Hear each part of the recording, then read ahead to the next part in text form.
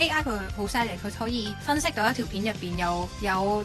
咁多個嘅元素喺入邊，多到好似腦入邊你頭先講嗰啲。因為而家已經有樣嘢叫 Vector Database 啦，可能之前我哋 channel 嘅 Aaron 講過，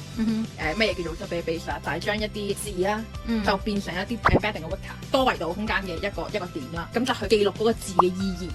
咁嗰一點咧就係代表住嗰個 tag 嘅概念，唔單止係字㗎，係佢嘅概念。然後佢將所有 tag 都變成概念之後咧，呢啲概念中間個 distance 有長有短啦。咁如果係佢個 distance 短嘅嘢咧，咪就係同一樣嘅嘢啦，即係 AI 嘅 recommender system 同 machine learning 同一啲 algo 好近，咁但係同腦神經科學係冇聯觀咁遠嘅。咁所以佢咪知道，如果有一日我睇咗一條片裏邊係有腦神經科學啦，又有 AI 嘅，但係佢會知道其實離好遠嘅。佢再推一啲腦神經科學嘅深入分析，例如佢同我推柏金遜症嘅話，咁可能我就唔感興趣啦，因為其實我同佢之間距離好遠啦，然後我哋嘅內容其實冇重疊嘅喎。但係如果佢係推送一啲腦神經科學同埋推送系統嘅關係嘅話，咁我就一定有興趣啦，因為佢係我熟知領域嘅嘢啦，然後再溝埋一啲我唔識嘅嘢。